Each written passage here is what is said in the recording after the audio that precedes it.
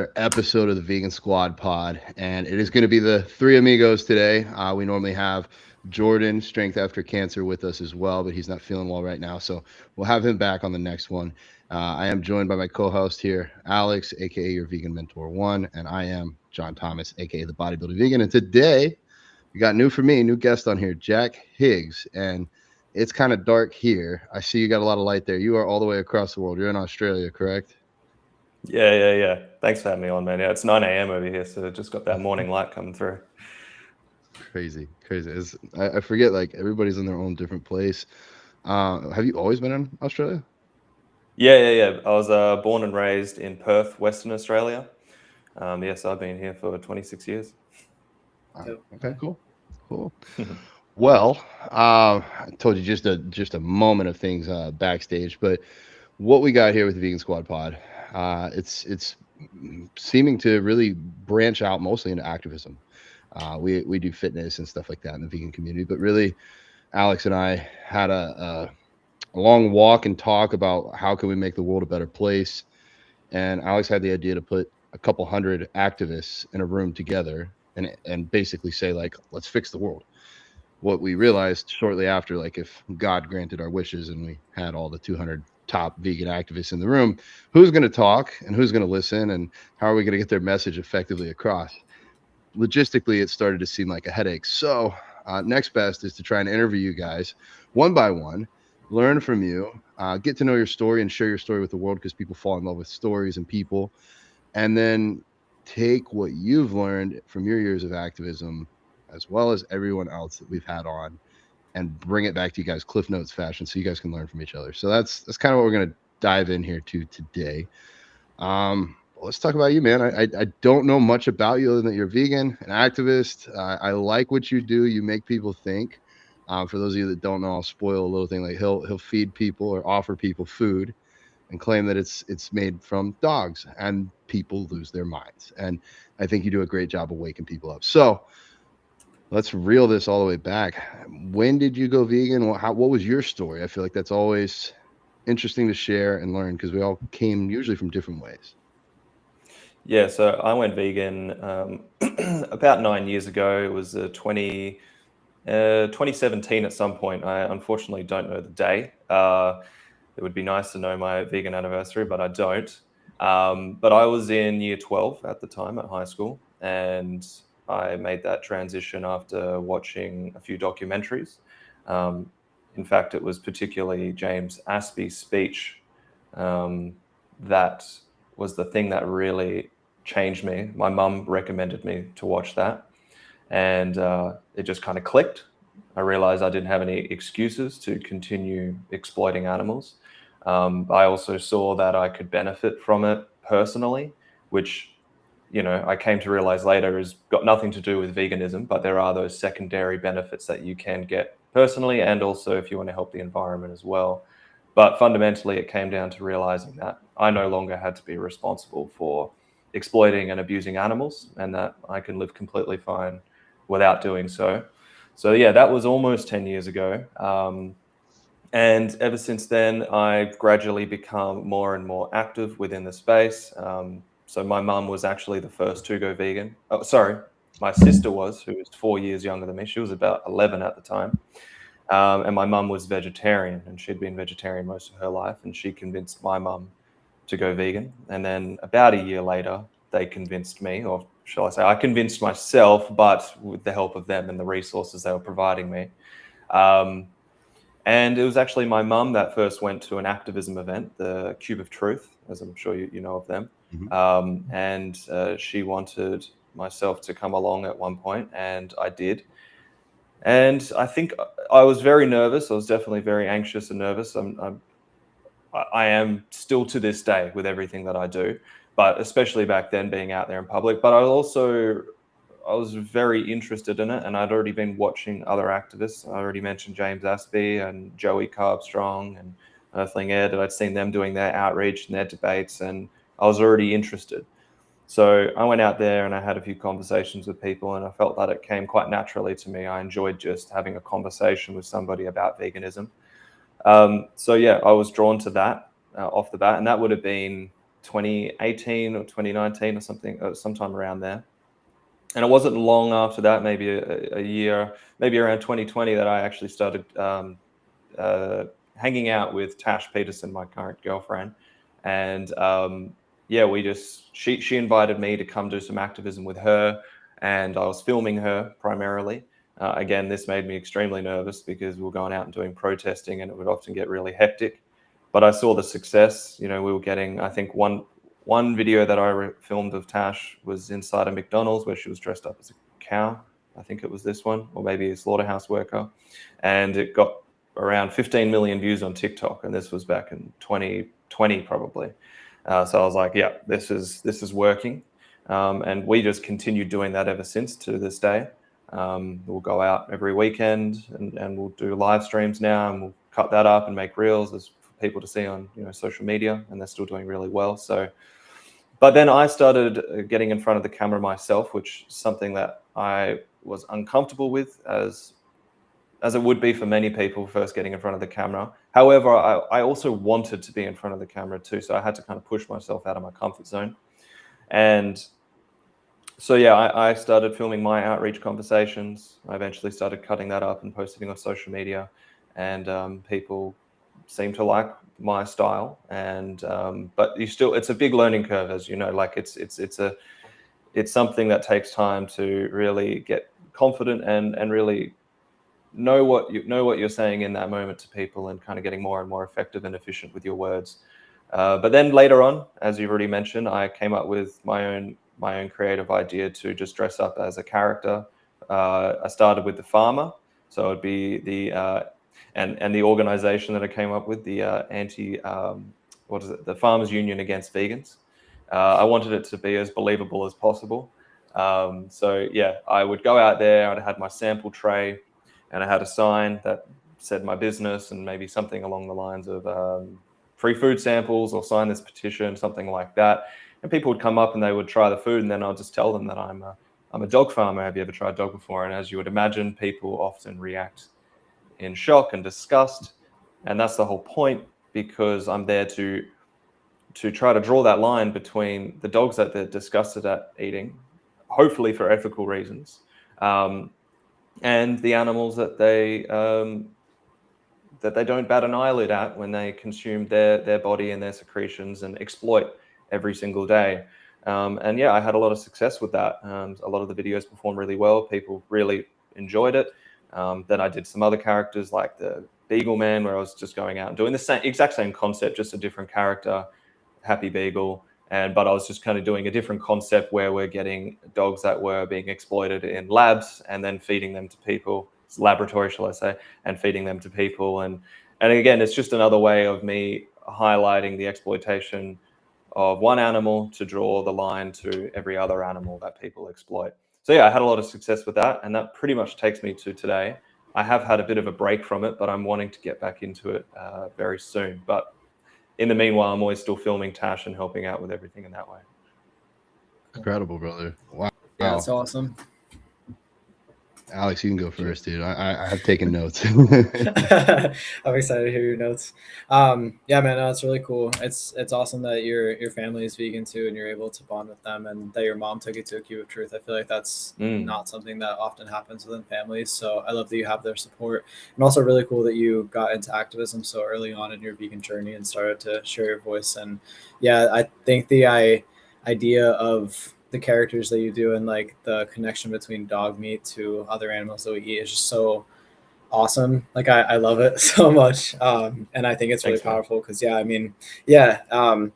really cool because, you know, you do help people wake up in that moment, I think, to what their perceived differences between dogs and other animals and what they believe. And you're able to, you know, actually talk to them about it. And I love how in your videos when people are like, oh no, I'm not going to eat that, you're like, oh, are you vegan? Like, and you kind of call them out on it. So yeah, it's really cool to hear this journey. I'm also really happy that you met Tosh and been following her for a long time too. She's one of my favorite vegan activists. I think both of you are super powerful in the field, and yeah, it's just, I really appreciate everything that you both do. So, thanks, man. I really appreciate hearing that. Yeah. Alex is super kind, and he's got like this brain to like remember every important part. I don't have that. I have notebook paper. No, you're a good man. I thought it was so. Your mom was vegetarian. She had you watch the documentary, and then you end up turning Yeah, around so later, and yeah, that that's helped the right. family That's go right. vegan. Yeah, she pretty much got me onto the resources to help me change. And then was it like a long year journey that she also went from vegetarian to vegan? I'm pretty sure she did it overnight, like my sister. But for me, I did transition slowly because I probably didn't really grasp the ethical message. Like she put me onto certain resources, and then I would start to change a little bit, maybe cut out certain animal products. But I think, as I mentioned, when I watched James Aspie's speeches, where he really put it all together and made an ethical argument, that's when I was like, I shouldn't be exploiting any animal. And then I eventually cut it all out, maybe over a few months. But yeah, I wish I did it overnight. And looking back on it with hindsight, I would have. I think everybody gets here at a different rate. Like I went vegetarian over the course of like 3 or 4 months. I was 10 years old. And then at 13, as soon as I realized like what vegan, like I didn't even know what vegan was. So I think depending upon where you're at, and like also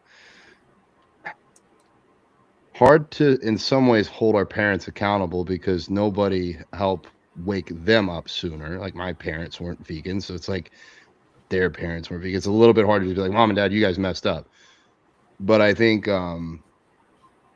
you know, it'd be a different story. I think if you were born vegan and raised that way and your parents taught you, there's the alternate, like what we mostly go through is we're all kind of raised in this world that's made up, or like we're sold a lie on what we need and what's healthy and what's okay and what's not. All these people that care about the dogs, like I don't think they inherently care about dogs for some like well thought out reason. It's just because in our society here and the states that we live in or the countries that we live in, it's normal to care about dogs. So Yes. and I that's will just why caveat that. So I was just going to say, one thing that I do have to consider is that when I'm doing the dog meat one, is people say that they care about dogs, but in fact, a lot of people that do say that they care about dogs still exploit dogs. You know, they'll still go to puppy breeders. They might not actually, in many ways, even look after them with equal rights as they would for humans, even inside their homes. However, it's really about drawing on the fact that people say that they care about dogs, and many do. It's not to say that they don't, but a lot of exploitation against dogs and cats still continues today. But it is really about that just kind of focusing on that trait that they feel disgusted and shocked at the thought of eating a dog. And then it's about drawing that line about, well, let's not exploit dogs or any animals. But yeah, I just wanted to say that because unfortunately a lot of dog exploitation still continues today in even our Western culture. Totally. It's like we still see dogs and cats as like commodities and just in a different way. You know, That's they're right. still, yeah, it's like their purpose is to be our companion. It's not their purpose to just exist and enjoy their lives. You know, we still have to we don't have to, but we still do commodify them to be our companions in a lot of cases. Perfectly said. Yeah. I'm gonna throw this out there too. I'm now working not really, I'm not getting paid or anything, but like I'm working with this company, Virtuous Vidoes, because they're a vegan dog food brand. They make vegan dog food. And so like the amount of hate that you get as a vegan is like here.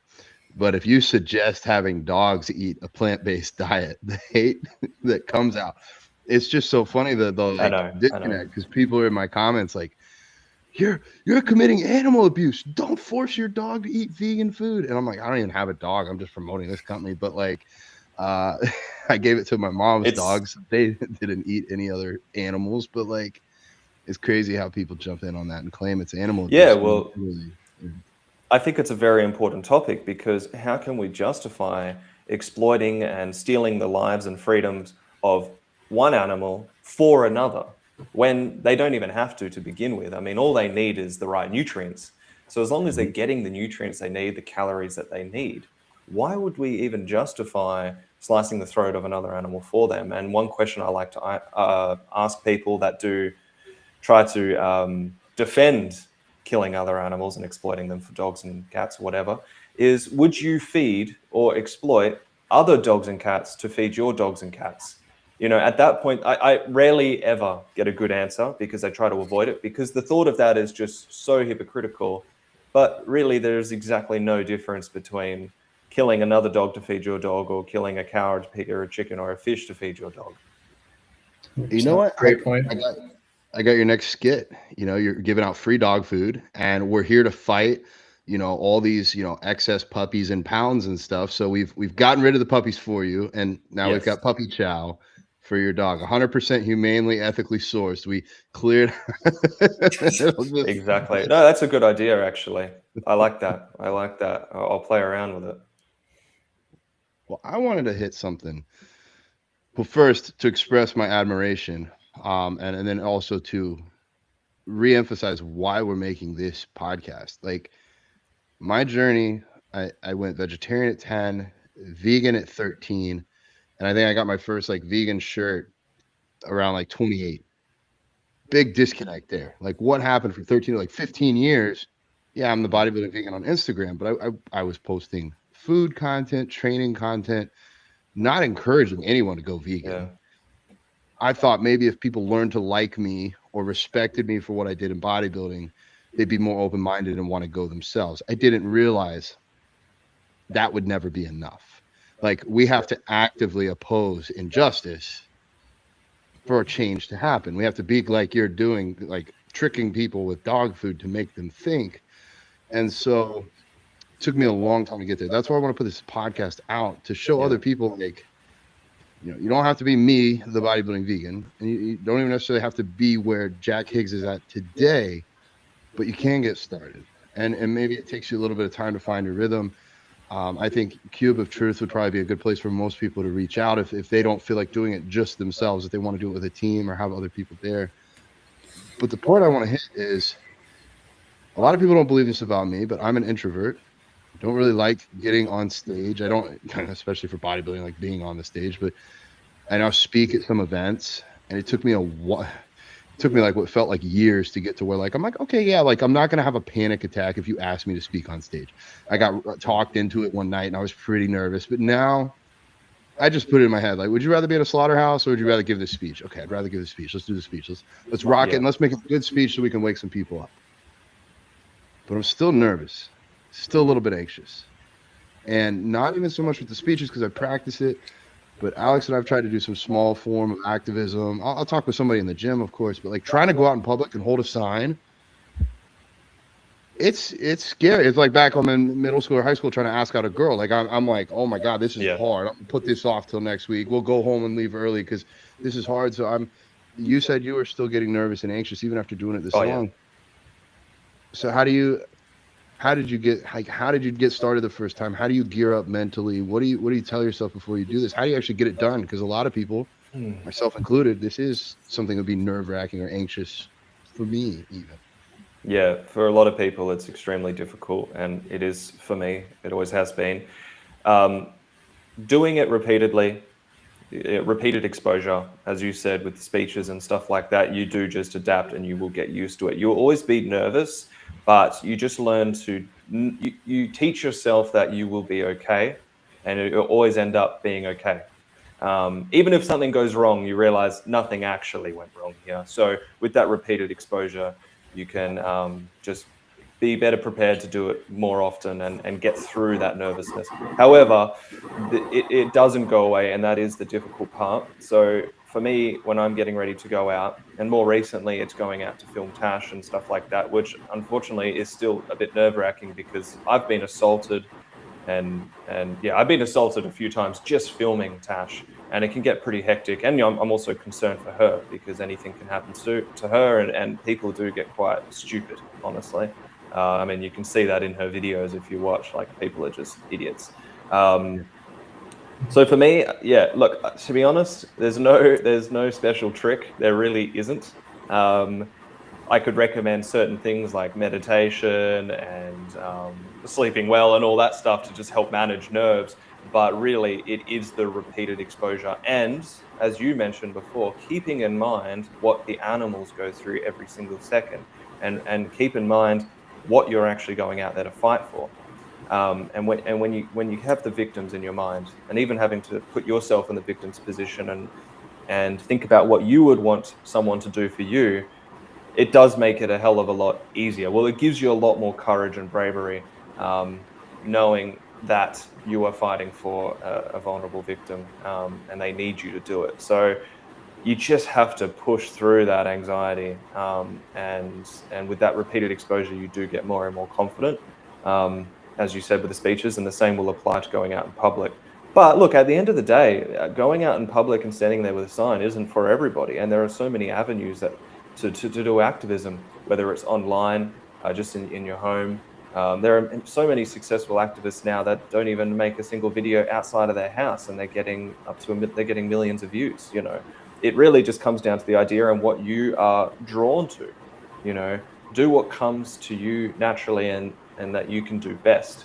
For me, because I get nervous, I don't want to be going out there, but unfortunately that's what I'm actually drawn to and seem to do best, which I wish I could just do stuff from home, but that is just what it comes naturally to me. Maybe it will change in the future, but that's what I do best. So I'm going to continue doing that, and I'm going to continue exposing myself to it and get more and more confident and better at it. But for somebody else, do what comes to you best. Do what makes you feel most comfortable first, and build up. Push yourself to where you want to be. Love that. Go ahead, Alex. No, I was gonna say I love that. Yeah, no, I appreciate you sharing your experience and just talking about the exposure therapy. And yeah, it doesn't have to be, you know, the first thing that you do, you're out in the street holding a sign. Like, it can really start with wearing a shirt in public, or cooking at home for somebody, making a video if you want to, but, you know, reposting somebody's posts, sharing it to your story. Maybe your pre-vegan followers or pre-vegan friends will see it, and it'll spark, you know, just plant the seed for them. So I appreciate sharing that. I have a question after John says his piece. No, go ahead. Get your question out. Okay. I was curious if you have had any quote unquote formal training on how to talk to people and how to navigate conversations with the people who come up to talk to you. I'm sure that part of it is just practice of, you know, having these conversations, but do you have any training, and do you have any advice for how to navigate a conversation? Yeah, you don't have to be naturally gifted at conversing with people and outreaching people to go do outreach. There are some really, really good resources online. And look, I was going out there and doing it before I had training, but you can get the training and you'll be a lot better if you do it. And it's completely free. And you can look at Paul Bashir's workshops, the co-creator of Anonymous for the Voiceless, the Cube of Truth. And he does these really, really powerful and effective workshops to teach you how to outreach and converse with people on the topic of animal rights and veganism.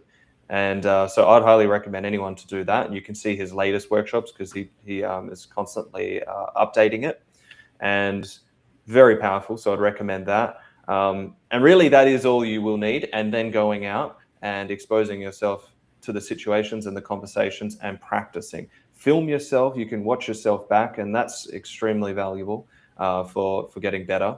And really, like I said, that's all you really need. However, there's still more and more resources online. I happened to do like a coaching course a while back, which had a lot of crossover. So not like physical coaching, but like mental coaching, lifestyle coaching. And that does help, completely not required. So we all know how to talk. We're talking right now. If you can talk to somebody else in a conversation and even just discuss veganism, you can go and do it with somebody out in public. Because at the end of the day, you're probably only going to be talking to one person at a time. So just apply yourself, get the resource that I mentioned there, the Paul Bashir's workshop on outreach, and go out there and practice. Alex will help us drop that in the comments or in the description below so that other people listening can go grab that. That'd be cool. I've not done that, Alex. We should do it together. I'm so down. Yeah, thank you for sharing that. The book that I always recommend is Earthling Ed's How to Argue with a Meat Eater. I feel like there was a lot of valuable information in there. Yeah, but I'm excited to to hear from somebody else. I think Paul Bashir is the first person I've honestly heard of having some resources like that. So I appreciate sharing that, and I'm excited to look into it. Oh, for sure. It's like genuinely, it is the pinnacle of outreach workshops. Like it's so to the point. He's probably done more than 10,000 hours of outreach, and he's working with other people that also have thousands and thousands of hours of outreach. So they're putting it all together, and they're just shaving out the bullshit and keeping the stuff that really matters. And it's just perfect, and it's always getting better and better. It's not perfect, but it's striving for perfection in terms of how to do outreach effectively. Totally. Yeah. And it makes sense because any person that I've seen do AV activism, the Anonymous for the Voiceless, they're always so clear and concise and always bring it back to the point and help people think through it. And there's no really like argumentative energy or anything. It's really just asking questions to help the person they're talking to reflect and really dig deeper on their own beliefs and debunk themselves. Absolutely. I think I wanted to hit 2 points. One, you raised a really good point. Like, people should do maybe not what you're comfortable doing, but what you think you'd be good at, or what you can handle, right? Like, what I can handle, what you can handle, Jack, what Alex, what you can handle is gonna be different than somebody else. And frankly too, like, what's your skill set? Like, if you're great at editing and you've got a giant following, maybe doing like what Jack is doing and going out there, like, that's a good thing. But like, if you don't have social media, probably filming yourself talking to other people and not having anywhere to share it probably wouldn't be like the most effective use of your time. So like, I try to think every day, like, how can I make the greatest impact possible? I've put basically my life savings and all of my hours and all of my best friends' hours into creating the Vegan Squad. And so like, that I feel like is one of our avenues of activism. But I'm always thinking like, what could I do bigger? What could I do better? And that's really like why we're here right now. I was and so that was just one thing. And then the question now, follow up with a question. So I see you guys post a lot, of course. And I do see a lot of, it feels like, or maybe I pay attention to more, the negative responses that you guys get. Like, those seem to be the ones that either the algorithm pushes out or my eyes get drawn to. I was just curious, like, when you do, let's say, so the Farmers Against Vegans, what was it again? Farmers Union Against Vegans. Farmers Union Against Vegans. If you had like rough ballpark numbers, like out of every 10 people you talk to, like how many walk away with like a positive, like, oh my gosh, I need to think about that, or okay, or I disagree, but like versus how many actually get angry? Like, just curious. Well, that one actually generates a lot more positive responses than just me doing my normal outreach, it seems, because people don't have their defense walls up because they think I'm actually a farmer and they have a lot of respect for farmers, and therefore, but then when you tell them that it's dog, there's a shock. But then when you tell them that actually, don't worry, it's vegan, they actually get a sense of relief. And most of them were happy to find that out. So generally, I get them walking away with a positive message. It's not a full outreach discussion. It's more short and succinct because it's more about the reaction and then leaving them with the message that if you think it's wrong to exploit dogs, it's wrong to exploit every other animal. And they say, yeah, fair enough. And then they walk off. And it's more for the audience at home watching on Instagram. And even then, extremely positive. However, you're not wrong in saying that we do get a lot of negative critique. Just with even our normal outreach and protests. And to that, I say that we aren't concerned with that. If anything, when we are, as long as our message is on point and aligns with veganism and animal rights, our goal in a lot of our activism and protests is to disrupt social norms, and that is going to create some frustration. And we're trying to get attention, so we use methods that are, by nature, disruptive in public and can piss people off. However, we are only going out there with the message of protecting animals, right? We just want to protect the rights of animals. People get frustrated with that because, well, we are creatures of habit, and we don't want to piss off other people just because it is the way it's ingrained in our brain. What I do say though is when we do get those negative comments, it actually just tells us that we are reaching the right audience. We're not trying to preach to the choir. We are trying to reach people that aren't vegan to get the message in their head and to disrupt their social norms around exploiting and discriminating animals. But even some vegans that aren't actually active and aren't seeing the value in disrupting those social norms that I just mentioned. And a lot of them will get uncomfortable with making non-vegans uncomfortable because they want to fit in still. But we're not worried about fitting in. We're worried about the animals, and we are concerned with speaking up for them in the way that you would want to be spoken up for if you were in the victim's position. And that is never comfortable. You only have to look back at any type of social justice in history, and it always involves some form of social disruption. It always involves annoying people to some degree, because people, naturally, humans do not want to change their habits, especially when it involves some type of convenience or pleasure for them. So you have to be okay with making other people uncomfortable and therefore getting a lot of negative feedback. But keep your message to the point and stick to what veganism actually is. And you don't have to digress into other topics that are unrelated or ad hominem attacks or anything like that. Focus on the facts, and you will probably piss some people off, but that's a part of social change, and you got to be okay with that. So then what would you say to somebody that says you're pissing people off, you're pushing them further away from the movement? Yeah, pushing somebody further away. So again, if you are clear with your message about veganism and what it is, and you're not actually hurting anybody, you're not actually, you can't force anybody to go vegan. All we are doing is presenting a message, and in some ways, very disruptive way. If somebody takes that as in you just pushed me further away from veganism, it says more about their character than it does of yours. You're just presenting the message that we should respect the rights of animals in the same way we respect humans. And if Tash or anybody goes into, say, let's say like the most destructive form of activism, that is more likely to push somebody away. We go into a restaurant and Tash does a disruption and I'm filming it and I'm a part of it. Maybe I'm actually a part of it because I do join them. And it really does piss people off. But we're talking about a place that is actively exploiting animals in probably in the most direct way possible. They're chopping up the bodies at a butcher. They're feeding them to another human, and and we're going in there and we are speaking up and we're making those people uncomfortable. If humans were the ones being chopped up and exploited and fed to others in that same very place, or even dogs for some people, but humans definitely for most people, we would probably, a lot more non-vegans would understand that that's actually justified to go in there and disrupt those places. And you would be less likely to attack the messenger. And if anything, you would actually support the messenger, the activist, and actually call them a hero if they were speaking up for people that they believe deserve to be protected. Just because now we're talking about cows, pigs, and chickens, and fish, and every other animal that's exploited, now we're pushing them away.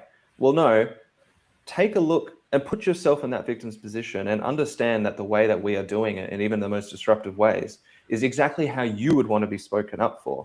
So instead of pointing the finger at the messenger, point the finger at yourself and listen to the words that are being said. And if that's pushing you away, it only says more about who you are, rather than actually challenging your norms and beliefs and changing for the better. So again, we aren't going to be too concerned if people say they're being pushed away. That just says more about them. And if anything, we're happy that we've got that message in their mind. And maybe that seed will then grow at a later date, which we often see. We get messages from some of our seemingly biggest haters, and then sometimes a year later, they actually come around and say that they understand and they are going to be going vegan. So we just can't be too concerned with that, and just be concerned with the message you're presenting and doing that as effectively and efficiently as possible in whatever way you choose to do it. Just very disruptive or the least disruptive, whatever. Just be concerned with how you're speaking and presenting it to people in an effective way. Yeah.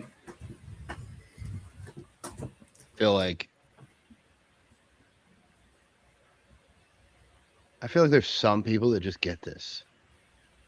And I feel like for me, for those 15 years, I really just kind of covered up who I was to try and fit in. I didn't have any vegan friends, and like that's my excuse. Like I didn't put it out there. I kind of kept it to myself, like closeted vegan. Obviously, now looking back, I feel like that was a huge mistake. Like I had the intelligence to go vegan for the animals, but not the courage to necessarily put it out there.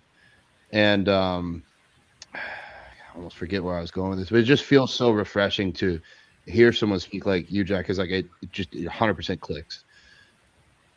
I'm curious for you, for your life, because I've found for me, like, I've gone into some darker places, the kind of the deeper I've gotten into this, but also conversely, the more I spend time with other vegans and other people that really like, not even just vegans the way I used to be, but vegans that feel this way. It fills my cup. It gives me like community and hope. And so I'm kind of curious how you set up your life. Obviously, is it Tash or Tosh? Tash. Tash. Okay. All right. Yeah. I've been reading it as Tosh, but I thought you said Tash. So. No. It's very common to hear some people say Tash. So you got Tash, and you got your family. What about your friends and like the circle that you've built? Do you have non-vegan friends? Just curious. Yeah, so a lot of my high school friends that I still continue to see today, because we play basketball together, none of them have gone vegan, unfortunately. It seems to be very difficult to get some of the people that are closest to you to go vegan. I've been very lucky with my family, like my dad, mum, sister, and brother have gone vegan. There's one brother left, but I unfortunately don't see him changing. I can only hope. But, you know, it's about building new friendship circles as well. It's hard to say just cut off friends that aren't vegan and aren't willing to change, because your social life is important for your mental health. But that doesn't mean that you can't build new friendship circles. Like, I've met many new people, new friends in Australia here that are vegans and activists, and I prioritize my friendships with them as well. But I'm also not willing at this point to just cut off friends because they're not vegan. I'll make sure that I still hold them accountable and make them uncomfortable when I can. But yeah, like it's. I don't really have that position that we should just unfriend people that aren't willing to go vegan. But I can understand why. It's justified. We're talking about one of the most horrible things that is happening today on Earth, and people that are complacent in it, especially when they know.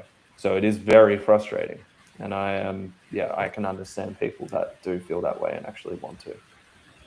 It's frustrating and it's confusing. Like my parents, I think, were really good people, and like they were really good parents. Like, for example, I could probably go kill someone for no justified reason, and my mom would love me the same exact as she does right now. She'd probably be confused and frustrated and angry, but like she'd still come visit me in prison. I know she would. Yeah. And if my dad was still here, he'd do the same.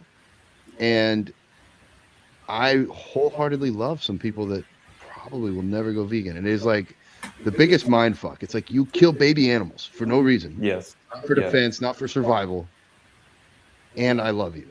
And it's like, it's hard. But what I found, I think for me, I've started to associate less and make time less for people that aren't almost basically like the people on this episode right here. People actively working towards this, because this is where I feel the most alive. Trying to change this has filled my cup a lot lately. So I was just curious how you align yourself. And I think, like, we had Gary Grofsky on, and he basically said if your friends or your family aren't vegan, like, you should pretty much shut them out. And like, you know, one hand, maybe that would make these people wake up. Like, losing you would make wake up, and then like, but I think, like you said before, you can't really, not yet. If we had enough vegans, we could force the rest to go vegan. I think we should. Yeah. But we don't have enough of us to do that with the numbers yet. So I don't think we can force anyone to go vegan. I mean, I guess by the definition, we can force people to go plant-based. I was just curious, like, how like you say you do activism on the weekends. Do you also work a regular job 9 to 5, or what do you do? How do you fund all this time for activism? Yeah, so we've been very fortunate from like maybe 5 years ago now to just be earning an online income primarily through OnlyFans. So that's supported us, and we haven't had to actually have a day job since, which means we've been able to pour as much time as we wanted into our activism. So yeah, how a general week will look is, we'll be at home editing and planning stuff primarily during the week, and then we'll go out on the weekends and we'll film our content. Look, we'd probably go out every day if we could. Not that that's very sustainable because it is draining, but it's more about like the amount of people that are out in public, and the weekends tend to be the best for that here.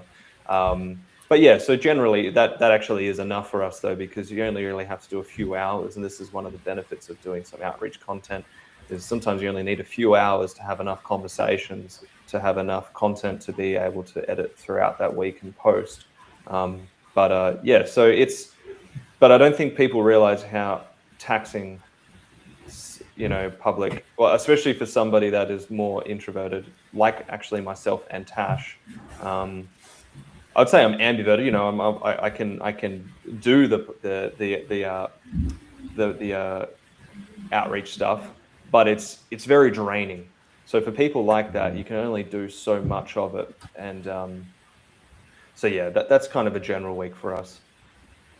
I feel like it's like you're not an introvert, like you can't talk to people, like you just clam up and can't. But it's like it's Saturday, you've had a long week, and you're not just immediately like, oh, I'm gonna fill my cup by going to the park and waking some people up. Let's do it. No, it drains me, but I just know it's worth it. Yeah, I think I'm gonna go out. I mean, at least for me, I think everybody in the room would agree. Like, veganism and the animals have given us all so much strength. Because like, I got bullied a lot. I did not want to be the center of attention. I didn't want people to look at me. I didn't even really have an Instagram for a long time, or like a social media whatsoever.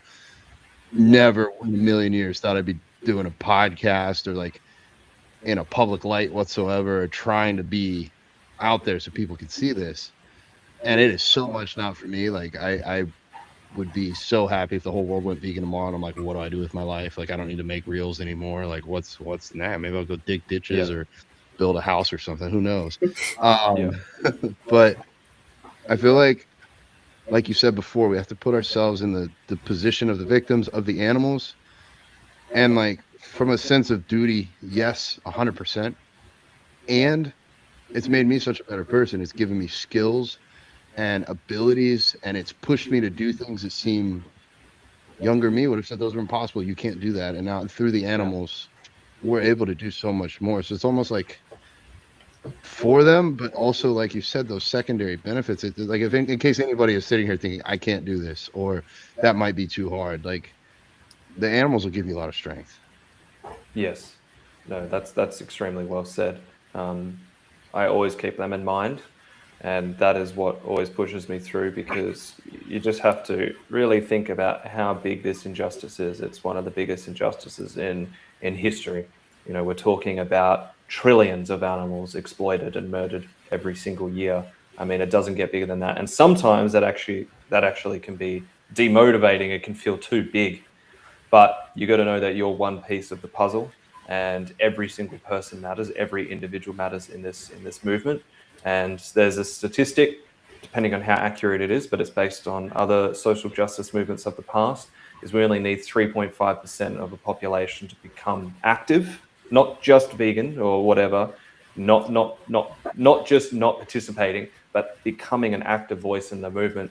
Apparently, based on other movements, you only need 3.5% of people to see massive social change. So you don't have to hit 50% or whatever. You don't even have to get close to 100% of people being active. 3.5%. Look, we're still a very long way off from that, but I find that motivating to know that really we only need so many people to be doing it to really see massive change. And we are already seeing this. We've seen the amount that the vegan community has grown in just say even 10 years or even 5 years. It is massive. And I think with the aid of tools such as social media, it's accelerating it significantly. Keep that in mind, keep the animals in mind, keep some type of goal in mind, and just know that everything you do does play into the bigger picture of creating social change as fast as possible. Yeah. I like that you said it's only 3.5%. Like it makes it feel like it is a smaller number than thinking of like we need 50% of people.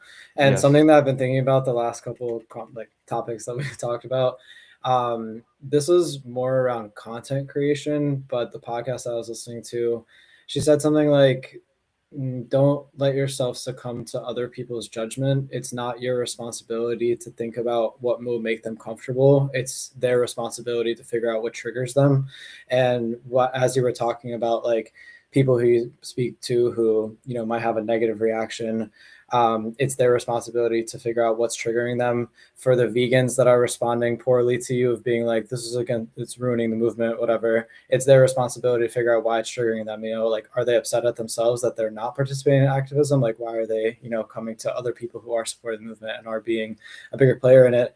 And also towards like relationships with friends and family, like speak your mind, be yourself, you know, continue to speak your truth and continue to speak up for the animals. It's not your responsibility to make others comfortable. It's your responsibility to share the honest truth with them. And it's their responsibility to figure out why it's triggering them. And to dig deeper the same way that all of us did at some point in our lives and decided to make this change. So yeah, I appreciate you speaking on all those topics. And yeah, just thank you for, like, I admire you a lot for being out there on the streets and continuing to advocate for the animals in all the ways that you do. And everything you've said in this last 45 minutes has been extremely powerful. So thank you. Yeah, thanks, man. And that's extremely well said. And it's not to say that we don't take critique on and we aren't always questioning our actions and trying to improve.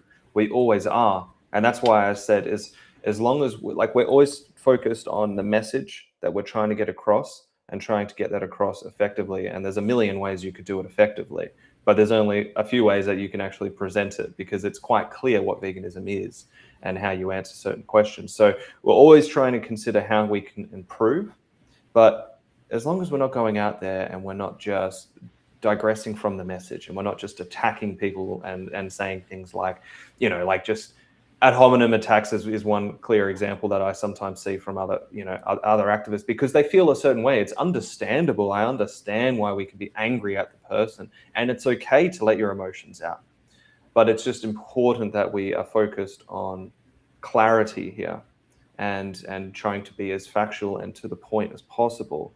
But like I said, there's a million ways you can do that. And that's why we all got to get creative, but always focusing on improving, but also staying true to yourself and not taking the negative critique of others too personally. Because like you said, they have to question themselves at the end of the day. They might not like your method, but as long as your message is clear, well, they at least have that to listen to and hold themselves accountable. Absolutely. Yeah. And of course, what you say to them is going to stick in their mind. I mean, I would hope that they're going to have that memory to come back to when they're ready, or, you know, think about it when they walk away from that conversation, and they can make the choice to dig deeper into that thought. Absolutely. But it's your job and our job to plant the seed, you know?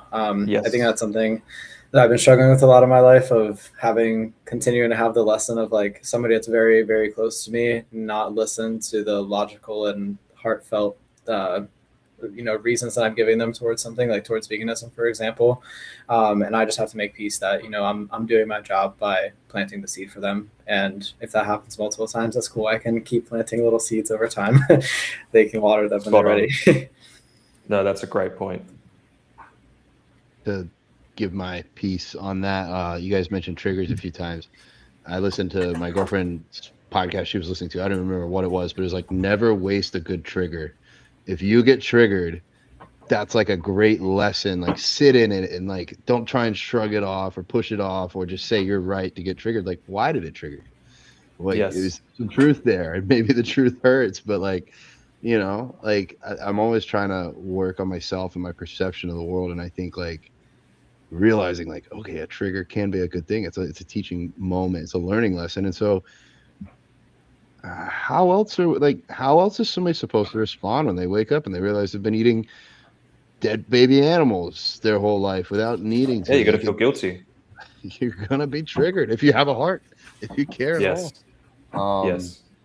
Well, we just had Sergeant Vegan on the last episode, and he did say he worked with some people in the military that were just psychopaths, basically had no feelings or remorse, would just kill animals for fun, and like, those people probably need a lot of help.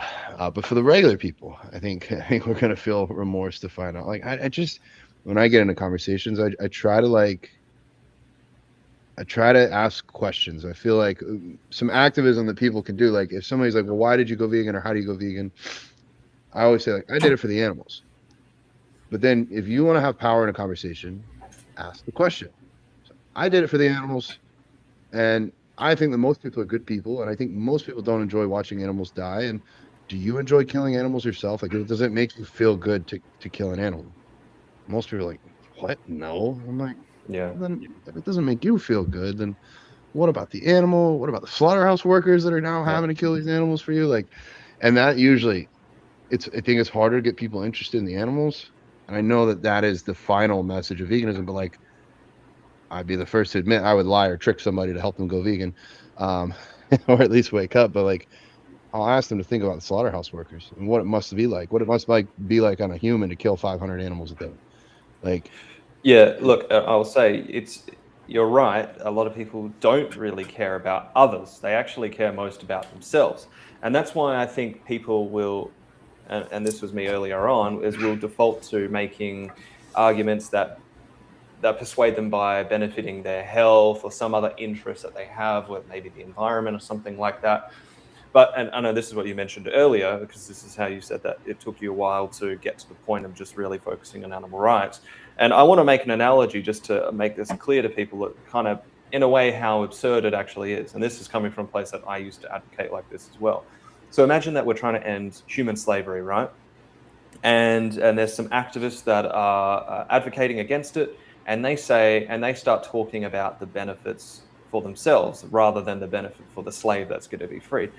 And they say, well, I'm doing all the work on my farm myself now, and look at me, I'm really strong, I'm feeling a lot healthier, and I can use less resources to feed the slave. So I'm helping the environment and I'm saving money, or whatever it is. But that's coming from a place that you're only going to be convincing people that care about their health or care about the environment or saving money. What if they don't? Maybe they do some days, maybe the next week they don't. So let's say you stop them from funding human slavery or participating in human slavery for those reasons. But then next month, actually, I don't really care about my health. I prefer convenience.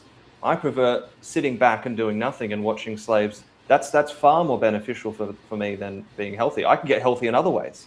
You know, I can protect the environment in other ways, whether that's true or false, it doesn't matter. But they're secondary. It doesn't actually focus on the core issue. Now you could say, okay, well, let's advocate in a way that just focuses on the rights of the slaves. Okay, but I don't care about the rights of the slaves, as some people say about animals. But what they do care about is their rights. So we have to put them in the victim's position. What would you want? And a lot of people will agree on things like the golden rule, do unto others as you would want done to yourself, for example. And they do have certain values. And this is actually the core of outreach and what's actually taught by Paul Bashir and whatnot. And that is actually focusing on the values that we do share that are actually very important. Most people will say that they believe it is wrong to exploit somebody and steal the freedom from somebody else. And maybe that only applies to humans right now. And then it's about drawing the line between, or even just for themselves, right? Like, let's say that, like they actually only care about the rights of themselves. So let's take the most selfish person. Okay, so now we have to convince them to respect the rights of humans and even other animals. Okay, let's do it. If they recognize that they deserve that, we have to get to the core of, why do you think you deserve that? Well, it's because fundamentally I value my freedom because I'm a sentient being. I get one life, I value that, blah, blah, blah, whatever the reason is. Okay, so do you recognize that other humans also value that and that they're sentient and they deserve those rights too? Well, yeah, sure. So we're trying to draw the things that this core value that we have for ourselves and wanting to protect our freedom, and recognizing that other humans also value that too. And to be fair, we should grant them those rights as well, because they deserve it as much as we do. We share the same characteristics. And the same goes for animals. We're very different in many, many ways. But in the same way that you're sentient and you don't want to be exploited and you want your freedom granted to you, those animals are also sentient, value their freedom, and therefore want those rights granted to them as well.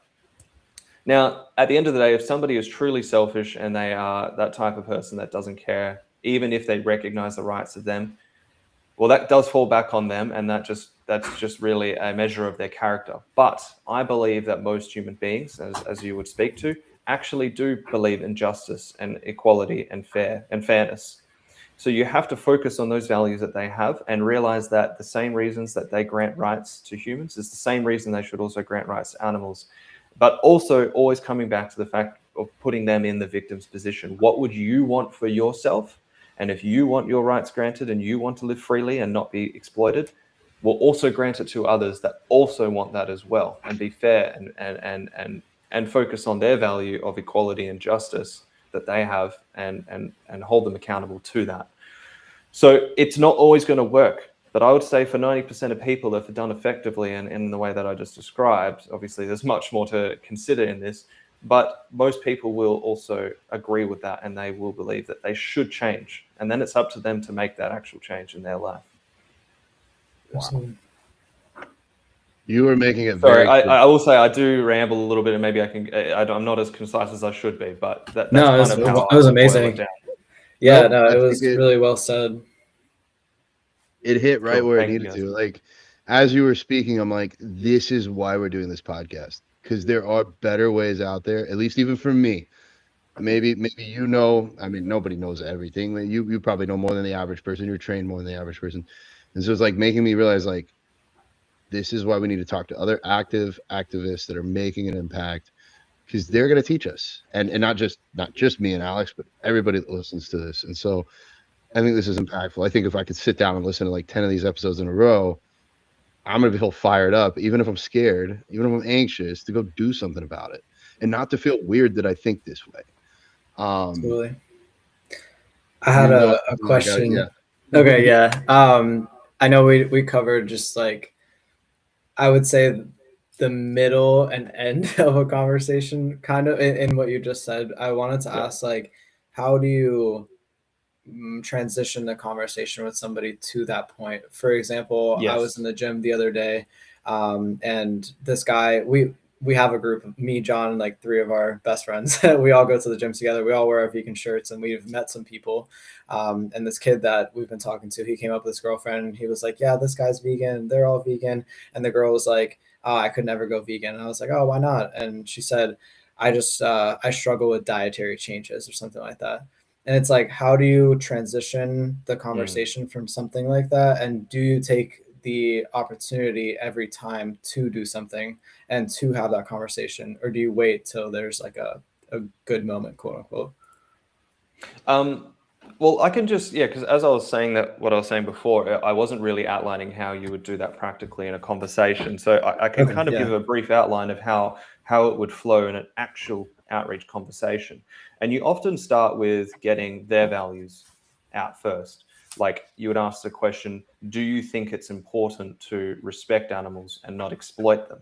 Now, actually, you'd probably find that, I wish I had a statistic, but 90% of people plus, hopefully 99%, but 90% plus would say, yes, absolutely. It is important to respect animals and not exploit them. They might not grasp what exploitation truly means and how they're still responsible for it, but at least get that out there and get their values, because actually you want to base the rest of the conversation on their values. You're holding them accountable to what they already believe, not what you believe or not what you think that they should believe, but what they already believe. That's the foundation, because people often will only change when it aligns with their values, right?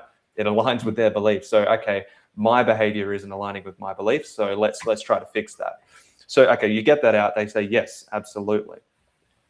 Okay, so you think it's important to respect animals and not exploit them, and then you want to question their behaviors. So, do you think it's possible to respect animals whilst consuming their body parts, their secretions, or using them for entertainment and testing or whatever, right? And any form of animal exploitation? Do you think it's possible to hold both of those values? And this is when the excuses start. Maybe they will say, no, I don't think it's possible. Okay, or maybe they'll say, yes, I think it's possible. Now, this just dictates where you go in that conversation. Okay, let's say they do think it's possible because free-range farming exists, or they think it's possible because there's humane ways to kill an animal, that maybe lived a free life. Okay, sure. Now we get into the questions, and you say, okay, sure. And then you can apply your knowledge. Now, this is where it requires some knowledge of answering these questions. So free-range farms, okay. So they're trying to argue that that's actually okay. It's not a form of exploitation. And then we could just go through what it actually means to farm somebody, whether it's free range or not, and how it is still exploitation. I won't get into that, but you'll get a whole range of questions of people trying to justify it. So what we want to do is we want to get through all these questions. Now, it might be something like, yes, I still see how that's not respectful, but I need nutrients, like it's a necessity of mine. And then we can explain why it's not a necessity, or it's too inconvenient. And we can explain why it's not inconvenient. And what we want to do is that once we explain it, hopefully well, and this is where, like I said, it requires some knowledge and some practice to answer these questions effectively. We can ask them, does this answer all your questions? Yeah, sure, you answered them well. Okay, so do you still think it is possible to respect animals? Like you said, that's your value. You think it's important to respect animals, but still consume them and exploit them for their bodies. Okay, and now hopefully, if we've answered all their questions, they say, well, based on everything we discussed, no, it's not possible. Okay, great. Now this is where you really want to get them, because you want them to know that, yes, it's important to respect animals and not exploit them or abuse them. I actually have no excuses, and I recognize that participating in using animals in any of these ways is going against that value. Now we have some cognitive dissonance, some dissonance between their behavior and their values. How do we now get them to align? Well, then you can follow it up now. So it's like, well, knowing there's no way to do this, and now you are actually going against your core values, are you going to live vegan after this conversation? They might say, no, I'm not. Okay. Even though we realize there is no actual valid excuse. So now it's just laziness or the lack of wanting to change despite knowing that there is this cognitive dissonance. Okay, this is a great time now to put them in the victim's position, right? Now we're saying, if you were in the victim's position, knowing that there is no excuse to victimize you, what would you want your oppressor to do? Would you want them to maybe consider in the future or continue to be lazy and never change? Or would you want them to change right now as soon as possible? But the vast majority of people at this point in the conversation will say, well, yes, absolutely, I would want them to change now. I don't want to be oppressed. I don't want to be the victim in this situation. Okay, great. So if you want them to go vegan as soon as possible, why won't you go vegan as soon as possible? Or should you? Or are you morally obligated to do so? Well, yes, sure. I get that, but maybe I won't. And at this point, look, the goal of the conversation often isn't to get that person to go vegan on the spot, but you've really now planted a seed and pushed them to the point of having no more excuses from this point on. And that even if it was them, they would want the oppressor to go vegan and leave them alone as soon as possible. Now it's up to them. You can provide them with their resources, et cetera, and say like, look, only you, I can't force you to do this, but it sounds like you have dissonance in your behavior and your values here. You can leave this conversation and you can make that decision for yourself. And one final statement that is actually really good to leave them with is, every day that you choose not to be vegan, animals are going to be abused and exploited on your behalf. And every day that you choose not to, that's on you. That is your responsibility, and those lives and those animals are waiting on you, essentially. You want to put that pressure on them, leave them with the weight of their decisions, and now they are leaving that conversation knowing that they are hypocrites. Sorry, I will just finish with one thing, because that does remind me of another part of the conversation. And this is all in the workshop, and it's laid out even better than I'm explaining, far better, is that you actually get them to agree that it is they are a hypocrite. And at this point, they will actually receive this surprisingly well. And you can ask them, do you realize that you saying that you do respect animals whilst acknowledging that your daily behaviors do not respect animals, in fact, they disrespect them in the worst way possible, do you realize that actually that makes you a hypocrite, right? And they say, well, yes, surely. If they're a logical person, they will agree on that. And you can even ask them, do you think it's important to no longer be a hypocrite and actually align with your values? And a lot of people say, well, yes, that is important. As a human being, it's just very important that we do be honest and we actually do align with our core values. So now you've really pushed them to the edge of the cliff. And I mean, in the best way possible. I'm not saying, it doesn't sound, probably not the best analogy. But don't go vegan. Now I push you. Yeah. It's up to them. to really take that final step. Let's say you push them up the staircase towards veganism. You've done everything you can to get them to that final step, but only they can make that final step. And you've done everything to really make that final step easy, right? No excuses. They understand that they're a hypocrite, and the only right and moral action to go forth is to live vegan.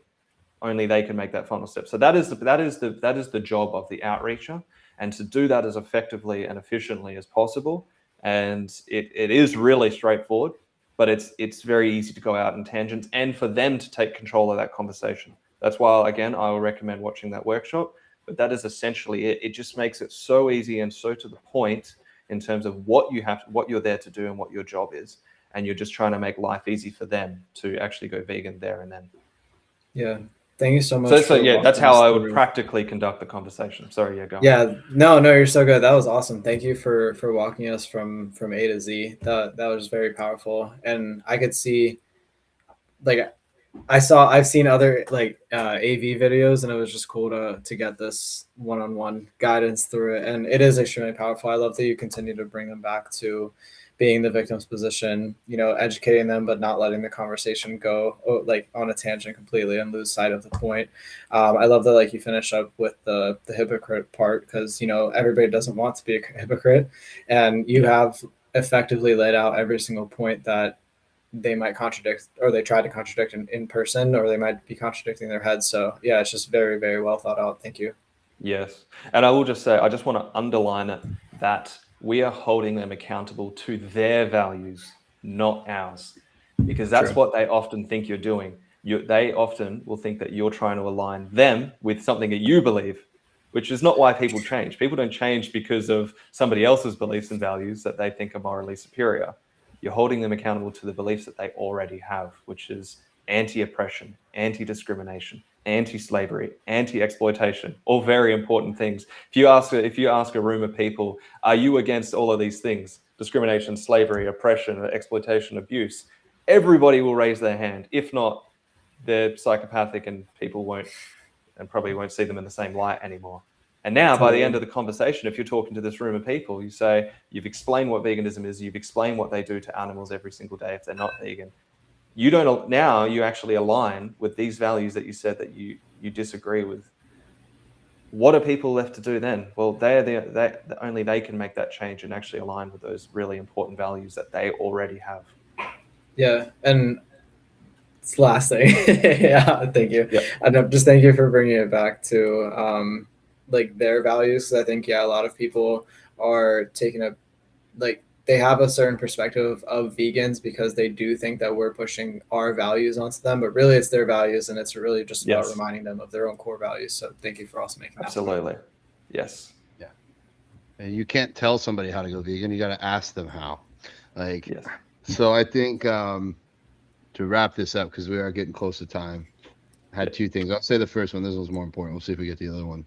But I don't want to take your thunder, but I'll tell you, I feel like you may change your answer, but I feel like for me, the realization, the value that you brought forward on this episode is we all need to be trained for this.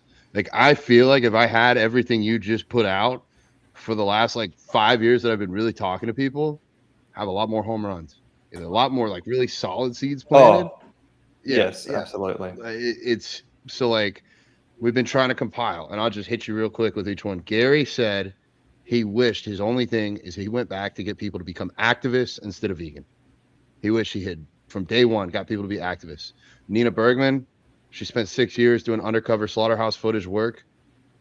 Almost brought herself to the point of attempting suicide, and realized by her pursuing acting and being a musician, basically pouring into her own cup and using that very full cup to pursue activism on a bigger scale worked for her. With Sergeant Vegan, he recommended that 95% of the time we need to approach people with kindness.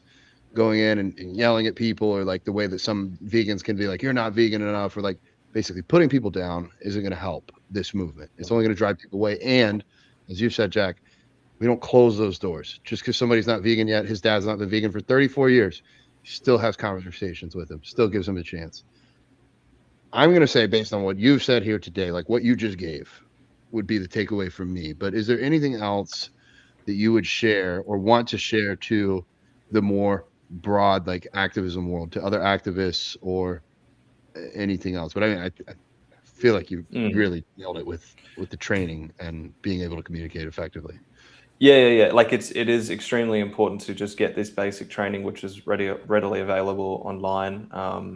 And it will make a big difference. Yes, you will be hitting more home runs just because we're talking about methods that have been tried and tested time and time again, and they're only getting better and better through this workshop that I mentioned. But other than that, I would say, find the thing that aligns with who you are best. You have to be creative in this field. Like I said, there's a million ways you can do the activism. There's really only one way you can get that. There's only one message at the end of the day, right? The vegan message. But there's a million ways you can do it. Probably infinite ways you can do it technically. But you have to find the thing that aligns with you best, that comes out naturally. And it doesn't mean you're going to be comfortable. I mean, you can start with comfort first and build up and push yourself every day, every week to get out and really have that long-term goal of where you imagine yourself as an activist. But find the thing that aligns with you and pour your time and soul into that and build something original and be creative and speak up for the animals in whatever way you can, but do it the best way you can. Don't try to replicate others. To, implement the ideas that people are already doing, but make it original and make it your own. I will say this: your activism is an art. Creating characters, having routines and skits, and it is another form of art. And this kind of art saves lives. So, Jack, thank you so much for all your time this morning for you, this afternoon or evening for us. I'm just really grateful that we have people like you on this planet making it a better place. And I know the animals are too. So sincerely, thank you. Everybody go follow him, share his stuff, put it out there. The world needs to know. And we will see you guys on the next episode. Thanks so much, Jack. It was awesome. Yeah. Thanks.